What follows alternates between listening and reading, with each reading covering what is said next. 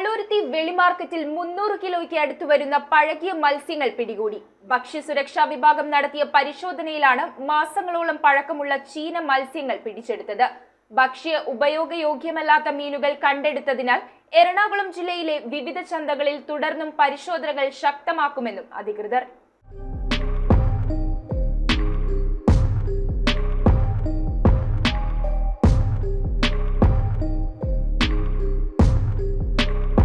ഈ മീൻ ഒരു വ്യാപാരിയുടെ മാത്രം കയ്യിൽ നിന്ന് പിടിച്ചെടുക്കപ്പെട്ടതാണ്. മാസങ്ങളോളം പഴകിയ മീനുകളായ ഇവയെല്ലാം.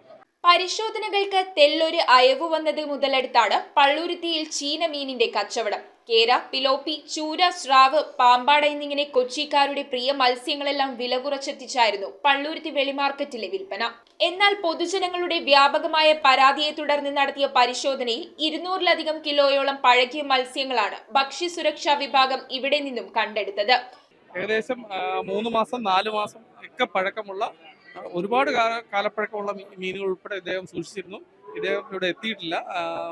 ഇവിടെ ഫ്രീസറുകളിലായിട്ട് ഐസ് ഇട്ട് പാക്ക് ചെയ്ത് വിവിധ സ്ഥലങ്ങളിൽ വെച്ചിരുന്നതാണ്. പരിശോധനയുടെ ഭാഗമായി കണ്ടെത്തിയതാണ്. പള്ളൂരുത്തി തങ്ങൾ നഗർ സ്വദേശിയായ യൂസഫ് എന്നയാളുടെ സ്റ്റോളിൽ നിന്നും ഫ്രീസറിൽ സൂക്ഷിച്ച നിലയിലായിരുന്നു മത്സ്യങ്ങൾ ഉണ്ടായിരുന്നത്. ഭക്ഷ്യ ഉപയോഗയോഗ്യമല്ലാത്തതിനാൽ പിടിച്ചെടുത്ത മീനുകൾ അധികൃതരുടെ നേതൃത്വത്തിൽ ബ്ലീച്ചിട്ട് നശിപ്പിക്കുകയും ചെയ്തു. ഇവ മനുഷ്യ ഉപയോഗയോഗ്യമല്ലാത്തവയാണെന്ന് ടെസ്റ്റും ചെയ്ത് ബോധ്യപ്പെട്ടതിന്റെ അടിസ്ഥാനത്തിൽ ഇവ പിടിച്ചെടുക്കുകയും ബ്ലീച്ചിങ് ഇട്ട് നശിപ്പിക്കുകയും ചെയ്തതാണ്. ഇത് ഏകദേശം 200 കിലോയ്ക്ക് പുറത്താണ്. ഏകദേശം 200-300 കിലോയ്ക്ക് ഇടയിൽ കാണാനാണ് സാധ്യത. News bureau, Kochi. മിഴിവുള്ള സ്ഫടിക തുല്യമായ കാഴ്ചകൾക്ക് അയ്യാൻ ലെൻസ് തോപ്പുംപടി. കൃത്യതയോടെയും ഗ്യാരണ്ടിയോടും കൂടിയ നേത്ര പരിശോധന. നേത്ര സംരക്ഷണ രംഗത്തെ 3 പതിറ്റാണ്ട് കാലത്തെ പാരമ്പര്യം.